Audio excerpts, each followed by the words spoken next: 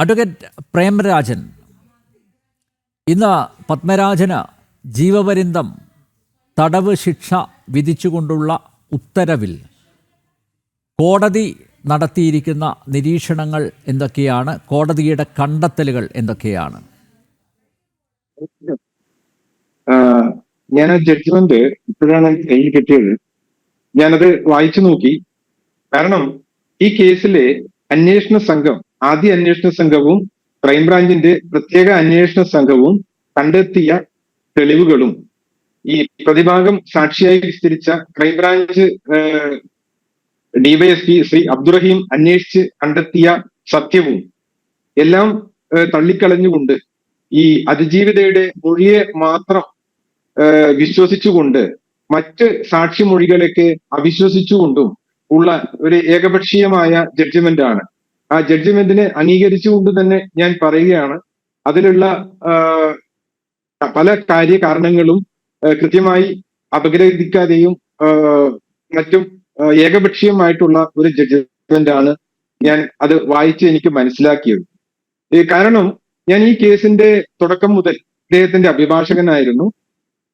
ആദ്യഘട്ടം മുതൽ തന്നെ കേസിന്റെ എല്ലാ കാര്യങ്ങളും കൃത്യമായി അപഗ്രഥിച്ചുകൊണ്ടായിരുന്നു ഈ കേസിന്റെ ജാമ്യം മുതലുള്ള എല്ലാ നടപടികളിലും കൈക്കൊണ്ടിരുന്നത്.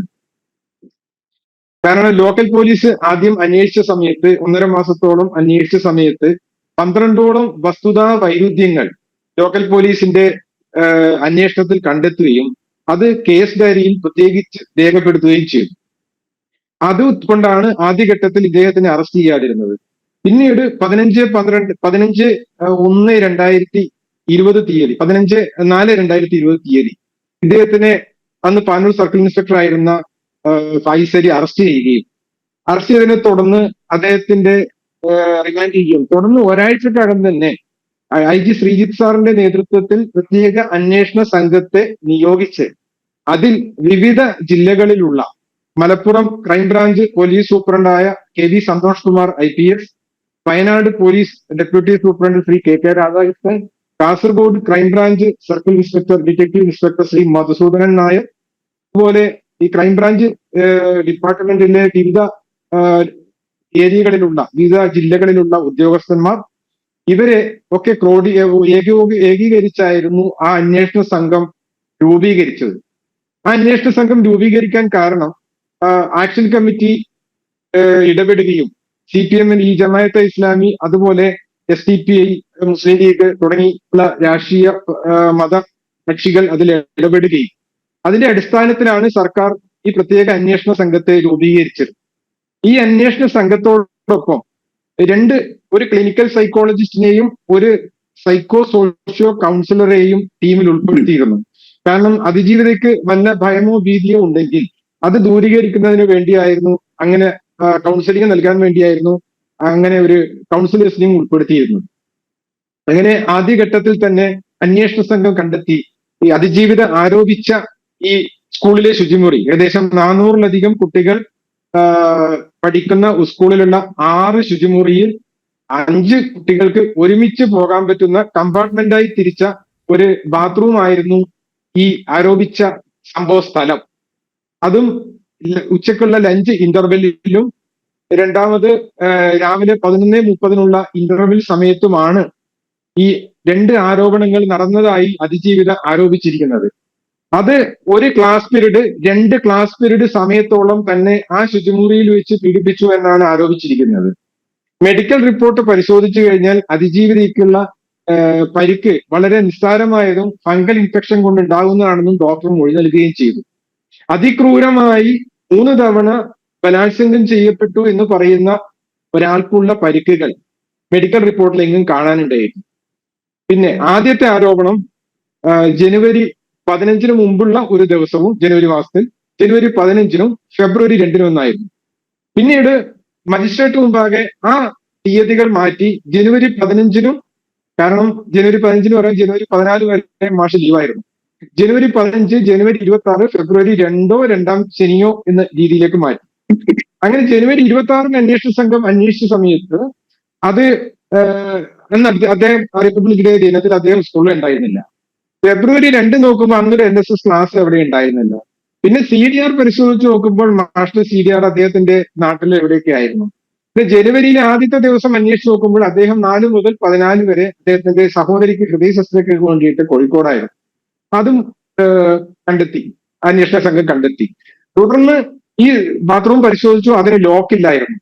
അതായത് ബാത്റൂമിൽ പൂട്ടിയിട്ടു, കൊളുത്തിട്ടു, ലോക്ക് ചെയ്തു എന്നാണ്. അതിന് മാസങ്ങളോളമായി ലോക്ക് ഇളകിയിരിക്കുകയായിരുന്നു. ക്രൈംബ്രാഞ്ച് അന്വേഷണം കണ്ടെത്തി.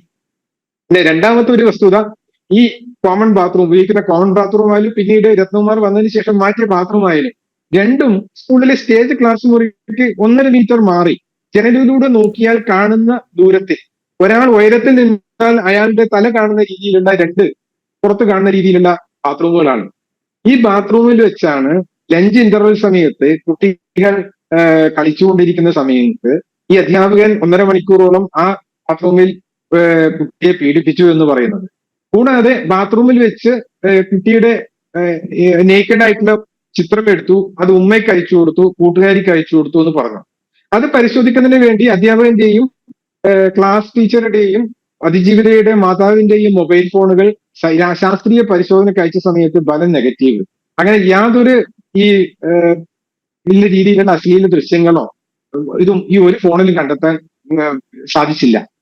അതിനുശേഷം കോടതിയിൽ വന്ന് അതിജീവിത മൊഴി കൊടുക്കുമ്പോൾ പറഞ്ഞു, ഞാൻ അങ്ങനെ ഫോട്ടോ എടുത്ത കാര്യമേ പറഞ്ഞിട്ടില്ല എന്ന് പറഞ്ഞു. കാരണം ശാസ്ത്രീയ തെളിവുകൾ എതിരാണ്. മൂന്നാമത്തെ തവണയുള്ള ആരോപണം എന്ന് പറയുന്നത് ഫെബ്രുവരി 2-ന്. അന്ന് ഈ സ്കൂളിലെ ശുചിമുറിയിൽ വെച്ച് മാഷ് പീഡിപ്പിച്ചു. എല്ലാം സമാന രീതിയിലാണ്, ഒരു തരം കഥ രൂപത്തിലാണ്. അതിനുശേഷം ഒലീവ് ഹോട്ടലിൽ കൊണ്ടുപോയി പാനൂര്, അവിടെ നിന്ന് പൊയിലൂരിൽ കൊണ്ടുപോയി, അവിടെ ഒരു അമ്പലത്തിൽ കൊണ്ടുപോയി, അമ്പലത്തിൽ നിന്ന് സ്വാമി എന്തോ ഒരു വെള്ളം ജപിച്ചു കൊടുത്തു, നെറ്റിയിൽ കുങ്കുമം തൊട്ടു, മാറ്റി വേറെ ഹിന്ദു പേര് പറഞ്ഞു. അതിനുശേഷം അവിടെ വന്ന് 5000 നമ്പർ ബുള്ളറ്റിൽ വന്ന ഒരാൾ കൂട്ടിക്കൊണ്ടുപോയി വേറൊരു വീട്ടിൽ വെച്ച് പീഡിപ്പിച്ചു, ബലാത്സംഗം ചെയ്തു. അതിനുശേഷം ബാത്ടബിൽ മുക്കി കൊല്ലാൻ ശ്രമിച്ചു. അതിനുശേഷം മാഷ് തിരിച്ച് വീട്ടിൽ കൊണ്ടാക്കുന്നു. ഈ പരാതി പ്രത്യേകം ആയിട്ട് അന്നത്തെ ക്രൈംബ്രാഞ്ച് DYSP UMA അബ്ദുറഹീം, അദ്ദേഹം പത്തനംതിട്ട അഡീഷണൽ എസ്പി ആണ്, അദ്ദേഹം അന്വേഷിച്ചു. അത് ശരിയല്ല എന്നും ഈ കെട്ടിച്ചമച്ച കഥയാണെന്നും കാര്യകാരണ സഹിതം അദ്ദേഹം ക്രൈംബ്രാഞ്ച് DGPക്ക് റിപ്പോർട്ട് നൽകിയിരുന്നു. രണ്ടാമത്, ആ റിപ്പോർട്ട് ക്രൈംബ്രാഞ്ച് പരിശോധിച്ചു. കൗൺസിലർമാരുടെ റിപ്പോർട്ട് ഉണ്ടായിരുന്നു. ആ റിപ്പോർട്ടിൽ പറഞ്ഞു, habit of telling lies, fantasising behaviour, സൗന്ദര്യമുള്ള ആളുകളെ കണ്ടു കഴിഞ്ഞാൽ നല്ല രീതിയിൽ അവരെ അവരെ ഒരു പ്രത്യേക രീതിയിൽ അവരെ കണ്ട് ഇതാക്കുന്ന രീതിയിലുള്ള ഒരു കഥകൾ പറയുന്ന രീതിയിലുള്ള ഒരു രീതി അതിജീവിതയെ കൊണ്ടുവന്ന് കൗൺസിലർമാർ 100 പേജുള്ള റിപ്പോർട്ട്, 2 സൈക്കോളജിസ്റ്റും കൗൺസിലറുമായി 2 പേർ പ്രത്യേകം റിപ്പോർട്ട് കോടതി മുമ്പാകെ സമർപ്പിച്ചിരുന്നു. ഈ റിപ്പോർട്ടുകൾ കോടതിയിൽ എത്തിയതിനു ശേഷം മാഷ്ക്കെതിരെ ഈ കുട്ടികളെ അടിച്ചു എന്നുള്ള നിസ്സാര കുറ്റം മാത്രം ചുമത്തിയാണ്, കാരണം 3 മാസം ജയിലിൽ കിടന്നാൽ അദ്ദേഹത്തിന് പോലീസിനെതിരെ മാനനഷ്ട കേസ് കൊടുക്കാം. അത് ഒഴിവാക്കാനാണ് അന്ന് ക്രൈംബ്രാഞ്ച് ഡിറ്റക്റ്റീവ് ഇൻസ്പെക്ടർ SP അടങ്ങുന്ന സംഘം ആ ലഘുവായിട്ടുള്ള കുറ്റപത്രം സമർപ്പിച്ചത്. ആ കുറ്റപത്രത്തിൽ അനുബന്ധമായി പറഞ്ഞിരിക്കുന്നത് ഈ സൈക്കോ സോഷ്യോ റിപ്പോർട്ട് പരിശോധിക്കേണ്ടതുണ്ട്, മൊബൈൽ ഫോണിന്റെ ശാസ്ത്രീയ വശം പരിശോധിക്കേണ്ടതുണ്ട്, പിന്നെ ഈ എല്ലാ റിപ്പോർട്ടും ഏകീകരിച്ച് പരിശോധിച്ചതിന് ശേഷം വിശദമായിട്ട് പോക്സോ ആവശ്യമുണ്ടെങ്കിൽ പോക്സോ വകുപ്പ് വരുമോ എന്നും വെരിഫൈ ചെയ്യണമെന്നായിരുന്നു. അതിന്റെ ഇടയിൽ പ്രോസിക്യൂഷൻ ജില്ലാ കോടതിയിൽ പോക്സോ കോടതിയിൽ ഒരു ഹർജി നൽകി. ഈ കേസിൽ ഒരു വനിതാ IPS ഓഫീസറെ നിയമിക്കണം, എന്നാൽ മാത്രമേ സത്യം തെളിയുള്ളൂ, കുട്ടിയുടെ മൊഴി ഓഡിയോ വീഡിയോ വഴി റെക്കോർഡ് ചെയ്യണം. അതാണ് ഹൈക്കോടതി പറയുന്ന പോക്സോ ആക്ടിലെ നിയമം. അപ്പൊ അത് വെച്ചിട്ട് അന്നത്തെ നാർക്കോട്ടിക്സിൽ ACP ശ്രീമതി രേഷ്മ രമേശൻ IPS അവർ ചുമതല എടുക്കുകയും 22/7/2020 തീയതി അവർ അന്വേഷണ സംഘത്തിൽ ഉൾപ്പെടുകയും ഈ കുട്ടിയുടെ മൊഴി ഓഡിയോ വഴി റെക്കോർഡ് ചെയ്യുകയും ഓഡിയോ വീഡിയോ റെക്കോർഡ് ചെയ്യുകയും അത് കോടതിയിൽ സമർപ്പിക്കുകയും ചെയ്തു. ആ 4 മൊഴികളും കോടതിയിൽ വെച്ച് കുട്ടി നിരാകരിച്ചു. ഞാൻ അങ്ങനെ അത്തരം ഒരു മൊഴി IPS ഓഫീസർക്ക് കൊടുത്തിട്ടില്ല, അവരത് കളവായി രേഖപ്പെടുത്തിയാണ്. കാരണം ഞാൻ അവരോട് ക്രോസ് വിസ്താരത്തെ ചോദിച്ചു, നിങ്ങൾ എന്തിനാണ് ഓഡിയോ റെക്കോർഡ് ചെയ്തത്? കുട്ടി ആദ്യത്തെ മൊഴികളിൽ വൈരുദ്ധ്യമുള്ളതിനാൽ മൊഴി പോലീസിനെതിരെ കുറ്റം പറയുന്നതുകൊണ്ടാണ് ഓഡിയോ റെക്കോർഡ് ചെയ്തത്, പിന്നെ പ്രോസിക്യൂഷൻ ആവശ്യപ്പെട്ടു എന്ന് പറഞ്ഞു. ആ മൊഴി ഇപ്പോഴും തലശ്ശേരി പോക്സോ കോടതിയിലുണ്ട്. ആ മൊഴിയിലെ കണ്ടൻസ് മുഴുവൻ കുട്ടി നിഷേധിച്ചു. രണ്ടാമത്, ഈ പൊയിലൂർ കൊണ്ടുപോയി പീഡിപ്പിച്ചു എന്നുള്ള ആരോപണവും കുട്ടി കോടതി മുമ്പാകെ തെളിവ് കൊടുത്ത സമയത്ത് നിഷേധിച്ചു. ഞാൻ അത്തരമൊരു ആരോപണം ഉന്നയിച്ചിട്ടില്ല, ഞാൻ അത്തരമൊരു സ്റ്റേറ്റ്മെന്റ് കൊടുത്തിട്ടില്ല. അങ്ങനെ അന്വേഷണം പുരോഗമിച്ച് ഇതിൽ പോക്സോ വകുപ്പുകൾ ഒന്നും തന്നെ നിലനിൽക്കില്ല എന്നും ആരോപണം ഫാബ്രിക്കേറ്റഡ് ആണെന്നും അന്വേഷണ സംഘത്തിന് വെളിവായ സമയത്താണ് ശ്രീ LG ശ്രീജിത്തിന്റെ ഒരു ആരോ ഒരു മുഹമ്മദ് എന്നൊരാൾ ഫോണിൽ വിളിക്കുകയും കേസിന്റെ നാൾവഴികൾ പറയുകയും ചെയ്യും. അത് വിവാദമാവുകയും തുടർന്ന് ഇവര് ഹൈക്കോടതിയെ സമീപിച്ച് എല്ലാ അന്വേഷണ ഉദ്യോഗസ്ഥന്മാരെയും ഒന്നടങ്കം മാറ്റി പുതിയ ടീമിനെ കോൺസ്റ്റിറ്റ്യൂട്ട് ചെയ്തു. ആ പുതിയ ടീമിന്റെ ഹെഡ് ഞാൻ പറയാം, ആദ്യം തല പറഞ്ഞിട്ട് വാല് പറയാം. അദ്ദേഹം ജയരാജ് എന്നുള്ള അന്നത്തെ കോസ്റ്റൽ ADGP ആയിരുന്നു. 2017 മദ്യപിച്ച് ബഹളം വെച്ച് ഇതുണ്ടാക്കിയതിന് ശിക്ഷാ നടപടികൾ നേരിട്ട ഒരു ഉദ്യോഗസ്ഥൻ. അതുകൂടാതെ ട്രെയിനിൽ വെച്ച് സ്ത്രീകളോട് മോശമായി പെരുമാറിയതിന് ശിക്ഷാ നടപടി നേരിട്ട ഒരു ഉദ്യോഗസ്ഥനായിരുന്നു ടീം ഹെഡ്. ഞാനൊരു പോക്സോ കേസിന്റെ അന്വേഷണം ഏൽപ്പിക്കുന്ന ഒരു ഉദ്യോഗസ്ഥന്റെ സ്ഥിതി പറയാണ്. രണ്ടാമത്തത് ശ്രീ രത്നകുമാർ, അന്ന് തളിപ്പറമ്പ് DYSP ആയിരുന്നു. അദ്ദേഹത്തിന് 2014 ചക്രക്കൽ പോലീസ് സ്റ്റേഷനിൽ ഒരു കളവ് കേസിൽ സംഭവസ്ഥല മാസ്റ്റർ തയ്യാറാക്കിയിട്ടില്ല എന്ന കുറ്റത്തിന് താക്കീത് നൽകി വകുപ്പ് തല നടപടിക്ക് വിധേയനായി നിന്ന ഉദ്യോഗസ്ഥനായിരുന്നു. ഒരു ലക്ഷ്മണൻ എന്നയാളുടെ ജ്വല്ലറി കട മറ്റ് സംഘങ്ങൾ അവിടുത്തെ പാർട്ടിയിലെ ചില ആളുകൾ കുത്തിപ്പൊളിച്ച് സാധനങ്ങൾ എടുത്തുകൊണ്ടുപോയതിന് സംഭവസ്ഥല മാസ്റ്റർ തയ്യാറാക്കിയിട്ടില്ല എന്നതിന് ജില്ലാ പോലീസിൽ നിന്നും ശിക്ഷാ നടപടി നേരിട്ട ഉദ്യോഗസ്ഥനായിരുന്നു ശ്രീ രത്നകുമാർ, TK രത്നകുമാർ. ഇവരാണ് ഈ അന്വേഷണ സംഘത്തിൽ ഉണ്ടായത്. ഹലോ, ഇപ്പോൾ അദ്ദേഹം സഖാവ് രത്നകുമാറാണ്, CPM സ്ഥാനാർത്ഥി. അതെ ഞാൻ പറയാം. അത് ഒരു കാര്യം കൂടി പറയാം. കാരണം അദ്ദേഹത്തിന്റെ ഇന്നത്തെ സാധാരണ ഒരു പോലീസുകാരനായി സർവീസിൽ ചേർന്ന ശ്രീ രത്നകുമാറിന്റെ ഇന്നത്തെ ആസ്തി ഒന്ന് വിജിലൻസ് പരിശോധിച്ചാൽ എന്താണ് നടന്നത് എന്ന് അദ്ദേഹം DYSP ആയി ACP ആയി ഇരുന്ന സമയത്ത് അന്വേഷിച്ചാൽ കോടീശ്വരനായിട്ടാണ് ഇരിക്കുന്നത്. അപ്പം ആ ആസ്തി അന്വേഷിച്ചാൽ തന്നെ അദ്ദേഹത്തിന്റെ നിലപാടും നിലയും എന്താണെന്ന് പൊതുജനങ്ങൾക്ക് വ്യക്തമാവുന്നതാണ്. ഞാൻ കുറ്റം പറയുന്നതല്ല, അദ്ദേഹത്തിന്റെ സർവീസിന്റെ കാര്യത്തിന് സംഭവിച്ച കാര്യങ്ങൾ ഞാൻ ചൂണ്ടിക്കാണിച്ചു എന്നേ ഉള്ളൂ.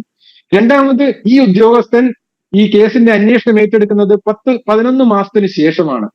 11 മാസത്തിന് ശേഷം ആദ്യം ഈ കേസിലെ അതിജീവിത പറഞ്ഞ സംഭവ സ്ഥലമായ ഈ 4-5 കുട്ടികൾ ഒരുമിച്ച് പോകുന്ന കൊളുത്തില്ലാത്ത ലോക്കില്ലാത്ത ശുചിമുറി മാറ്റി മുന്നിലുള്ള ഒരു ബാത്റൂം, ഒരു സിംഗിൾ ബാത്റൂം 92 സെന്റിമീറ്റർ നീളവും 1.5 മീറ്റർ ഉയരവുമുള്ള ചെറിയ, ഒരാൾക്ക് പോകാനാവുന്ന ചെറിയ ഒരു സിംഗിൾ ഇന്ത്യൻ ക്ലോസറ്റുള്ള ഒരു ബാത്റൂം വെച്ച് സംഭവ സ്ഥലം മാറ്റി അവിടെ വെച്ച് ഒരു ടൈല് പൊട്ടിച്ചു കൊണ്ടുപോകുന്നു. എന്നിട്ട് അതിൽ മനുഷ്യരക്തമുണ്ടെന്ന് കളവായി എഴുതി ചേർക്കുന്നു.